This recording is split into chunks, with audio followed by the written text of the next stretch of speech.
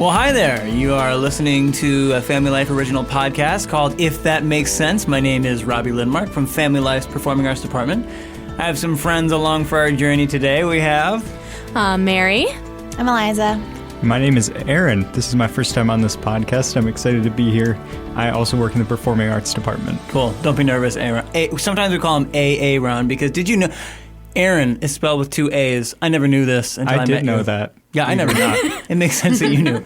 So our topic of conversation today is media, entertainment choices for us young people of the day. There's lots of choices out there, music, movies, all types of media on the interwebsies, and we're trying to navigate through, as Christian young people, how do we choose what is good for us and what might not be so good for us. So who wants to jump in?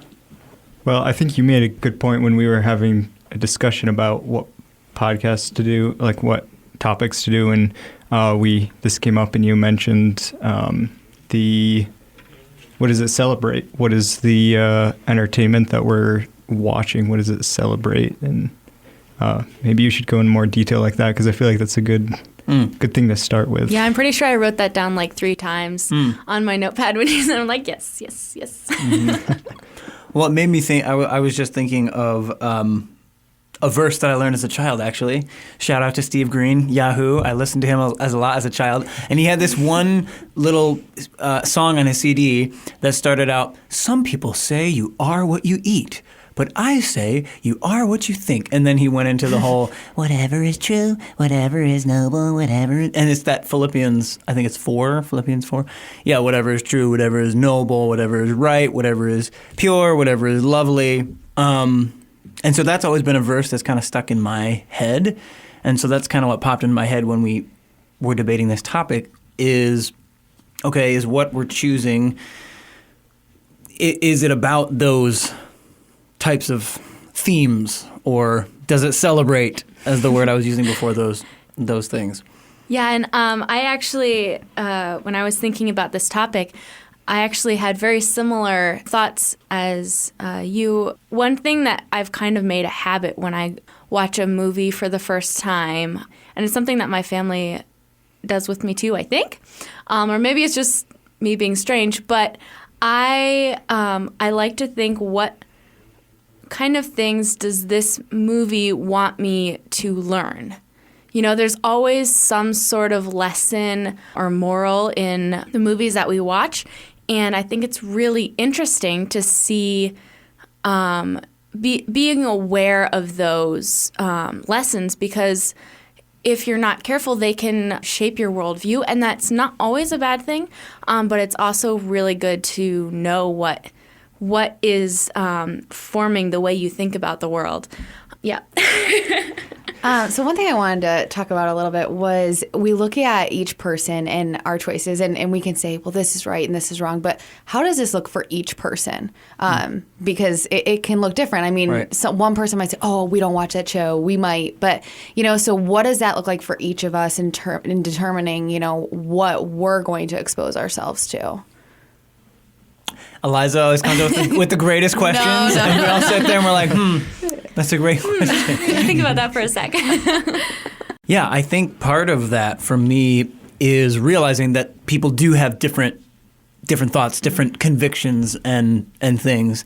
And I think one of the biggest things is if you as a Christian are in Scripture, then hopefully that is formulating your worldview, formulating your idea of what is acceptable and what is not. And I think if you're really in that on a regular basis, then that's going to start forming the different thoughts that you have about everything in life, including the types of things that you're going to choose to, ingest in terms of not just food, but media.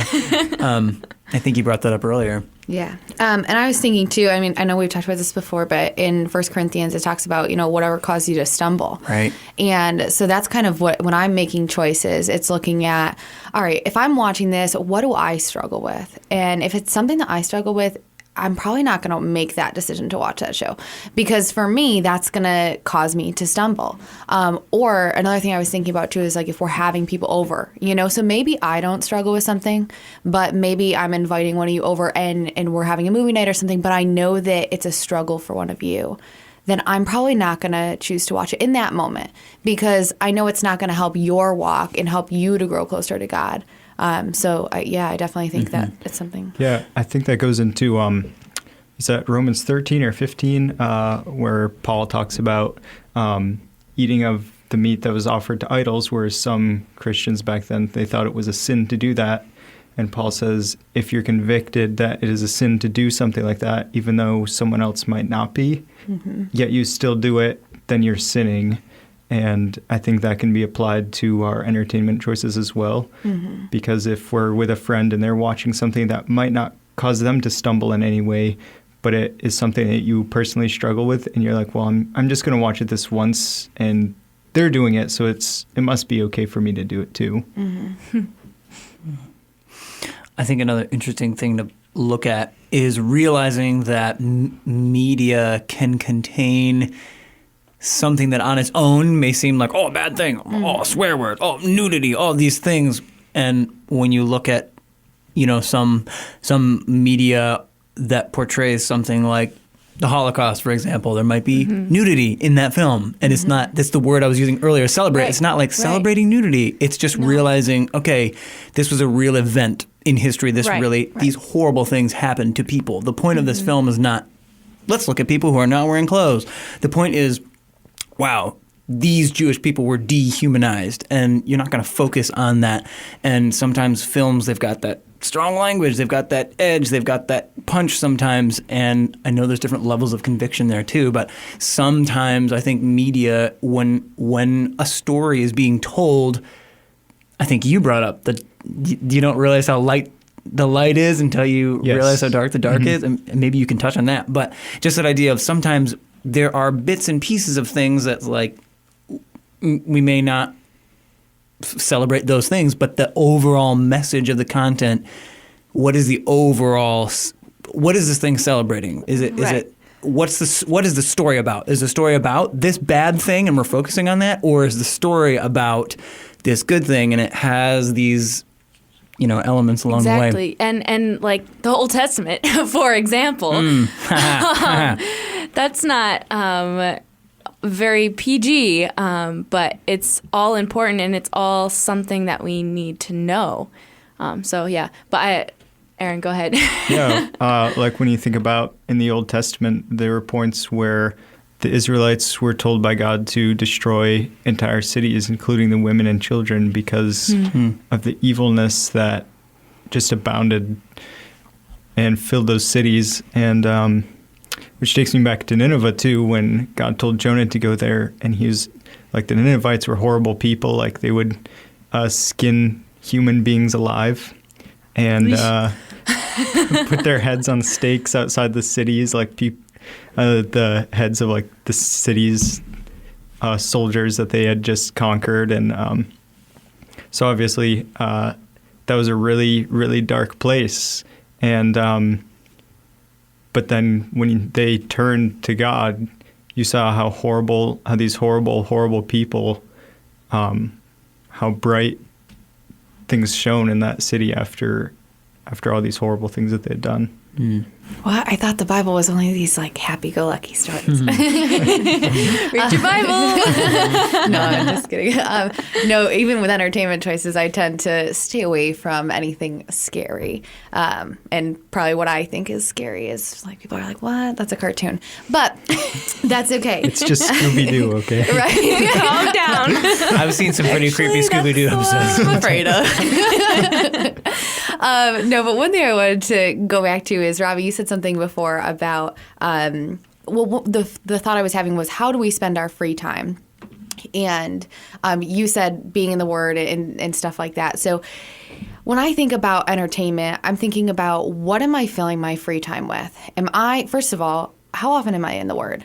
because if I'm not in my Bible, if I'm not in prayer, then how are all my other choices going to be made? And so I think that's something that's really important. If I am reading my Bible and I'm aligned with those things and my faith is on track, then chances are my choices aren't going to be, totally off track.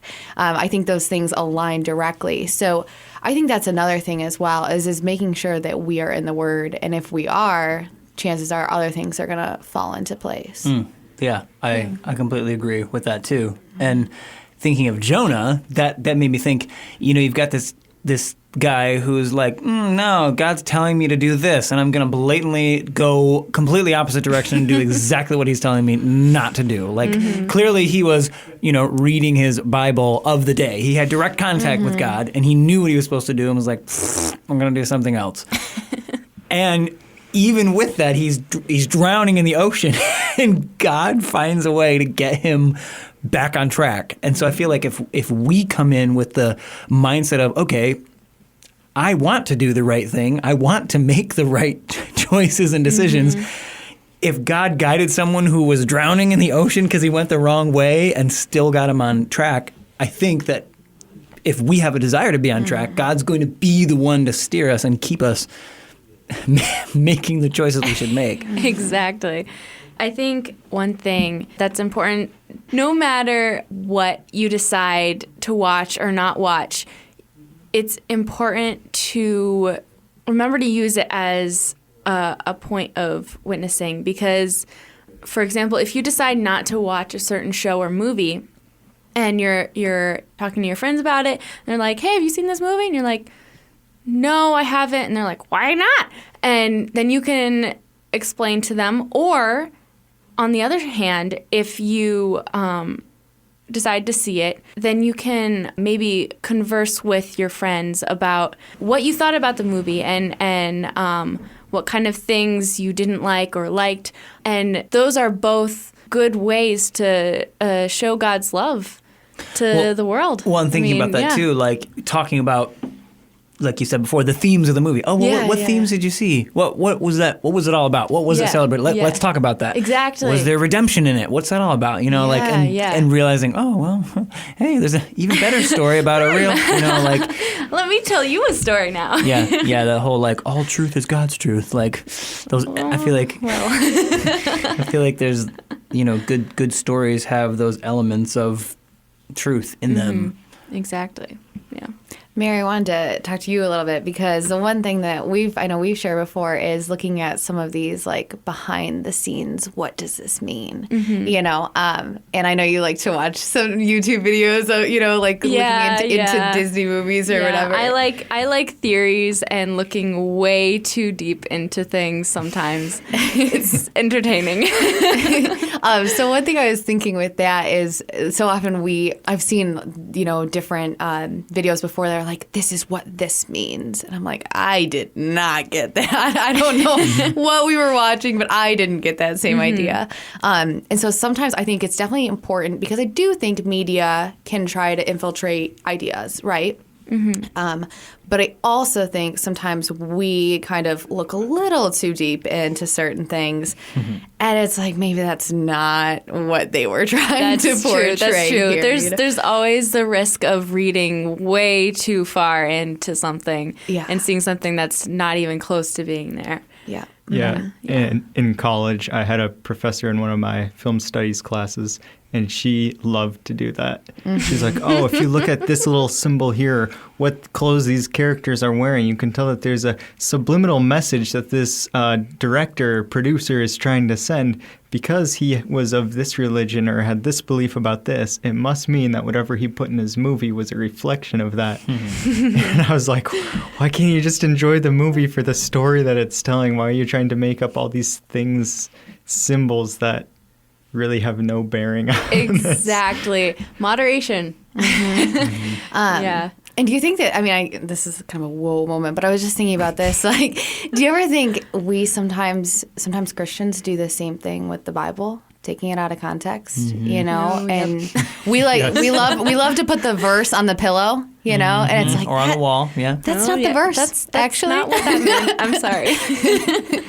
But yeah, so I think just making sure that we're looking at things sometimes in the whole concept. And then, too, when I think about entertainment choices and who's behind them, I know sometimes it's like, oh, well, this director has these views or, so I think that we've got to, again, it goes back to, where are our motives at? What are we trying to achieve by watching this? Does it align with what we need? Is it causing us to stumble? All of those things. Well, and I think that makes me think, back when you were saying, oh, how am I spending my time? What am I doing with it?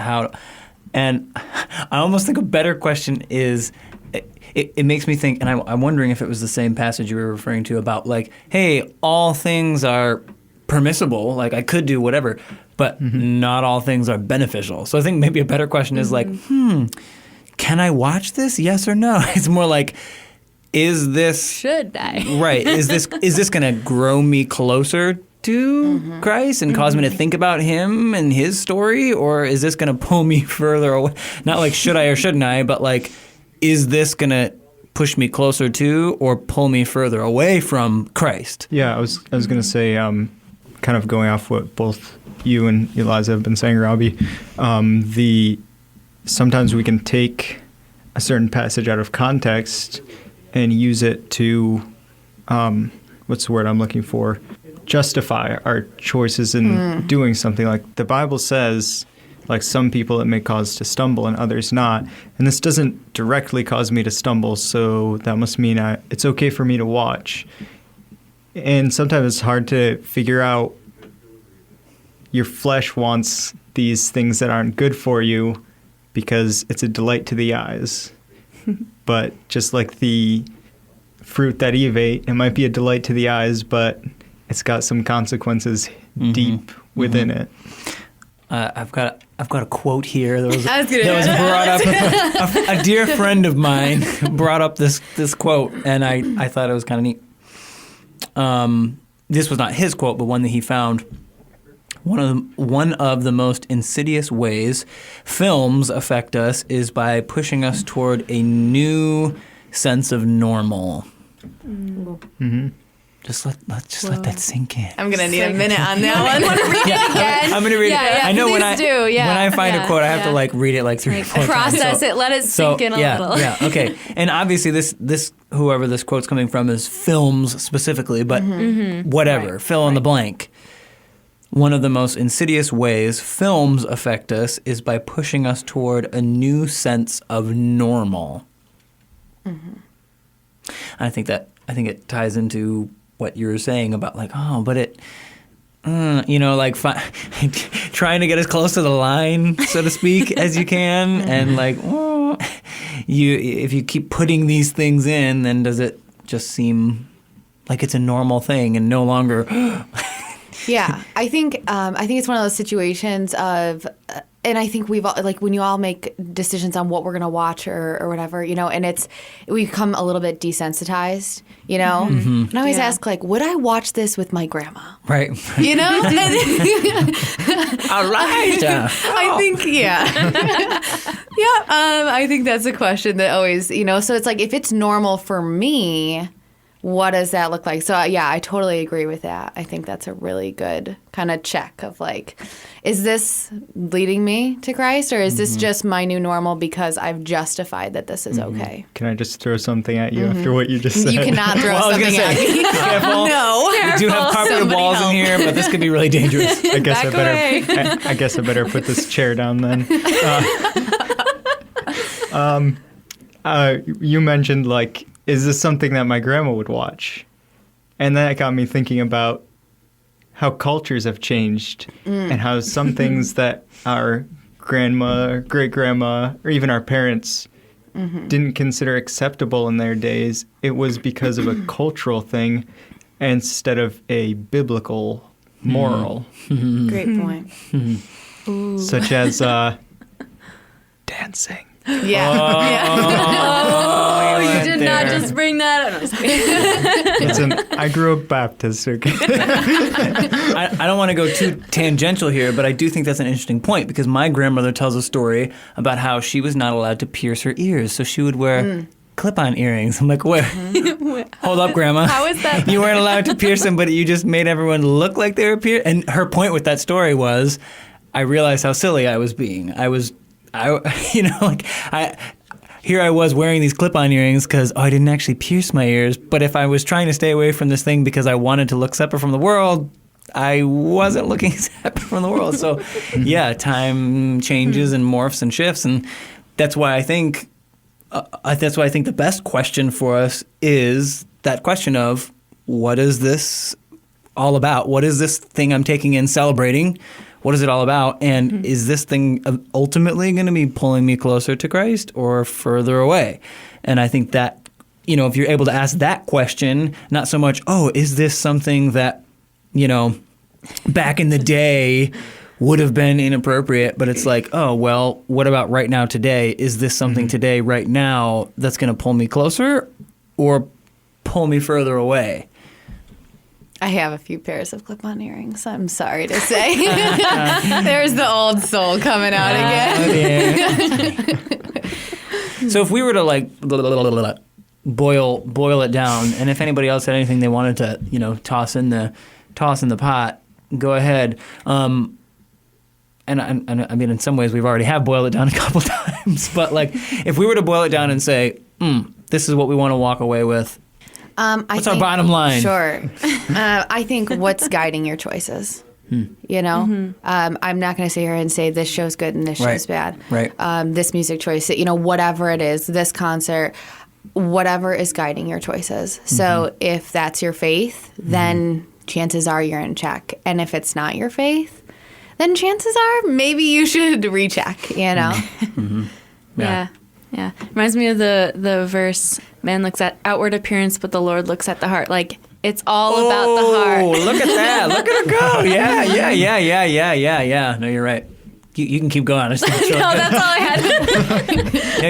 No, you're so right. What's motivating my choices? Who's going to know? Well, the only one that knows is me and God. Yeah, and I've had some experiences where music in particular, been listening to some music and I'm like, wait, what? What are these lyrics? And you can get so caught up in the tune or the whatever it is that you're like, what? They're literally singing about one of the worst things you could possibly sing about.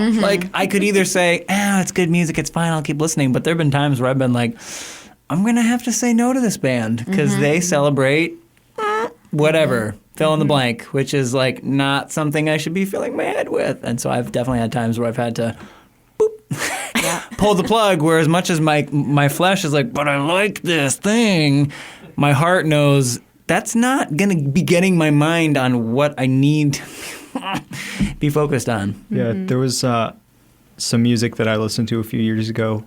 Some of my Christian friends were listening to it. This individual is really good. And I was listening to it and I was like, I do like his music. And then the more I thought about the lyrics and the more I realized it's not good content. You might have good style, might have good, I don't know, name a few different things. But ultimately, I felt convicted that I shouldn't be listening to this stuff because it wasn't uplifting, it wasn't God-honoring. And I think that comes down to content and heart, too, because people are like, rap music. I've heard some crazy rap songs that are about, I heard one that was all about the thief on the cross, and it was all about his perspective of how, this moment in time, seeing what Jesus did, changing him, and it's like, whoa. Oh, that's so cool. If you look at the style, rap, all rap's bad. Grandma would say rap is bad. My mom would say rap is bad, anyway, but... I think my mom would no longer say rap is bad. She's come a long way. But just the point is, what's the content? Is it that, it's rap, so you shouldn't? Or is it, what is this? What's the message? I think it's the same too, just to end on this, I think it's the same too with Christian artists. I think that's a big thing today. It's is this Christian? What are their beliefs? And again, look at the words, look at your Bible, and check yourself. Yep. Yeah. There have been several Christian artists that have taken a turn for the not so great. So don't just think, I'm listening to Christian music, it must be great. You got to know where that band is at. Yep. And don't just think, all I ever have to listen to is Christian music. There's tons of content out there that is not Christian, that's great. All kinds. Exactly. Okay, so once upon a time, you're sitting there and your friends bring up some form of entertainment. Hey, let's watch this. Let's do this. Let's listen to this. And you're like, oh, red flags all over the place. This is definitely, okay, not something I should be viewing. So the question is not, oh, should I or shouldn't I? It's like, definitely no. And I think we all, for whatever that is for us, we all know, like, your friends are there. You want to be with them. You want to be part of the gang. What do you do? Yeah, I think that this has happened to me a lot. I mean, obviously, I came from somewhere other than family life, so that, it kind of applies. But I think there's been times when I've been in groups of people and a choice was made to watch something or listen to something, and it was something that was definitely got that conviction of, I shouldn't be doing this. I think two things. I think one, those people, if they didn't know about my faith, they were about to find out. I think that there's great opportunities there to share and not like, Jesus is the way, you need to do this, we can't listen to this, but share in a really loving way because you care about that person and God loves that person too. So I think that that's something as an opportunity, one, to share. And I think it's okay to, even if you're not giving, a full testimony to them and sharing your faith, I think it's okay to kind of step away. In times when I've said, hey, I'm not going to be able to go, but just because here are my reasons. And they're like, oh, okay, we totally understand that. And they think about that the next time. Mm-hmm. And I don't want to say it convicts them, but in a way, they kind of know about that, So it's think it leads their decisions. If they want me to go, they know that they might be making better choices. And now maybe I'm being a little bit better influence on their life as well. So I don't think you have to be rude or, or chuck your faith at them, but just do it in a really gentle, loving way. Thank you so much for listening to If That Makes Sense, an original Family Life podcast. And if you enjoyed what you heard, please share it. Please subscribe so you don't miss future episodes. And we'll see you around the corner.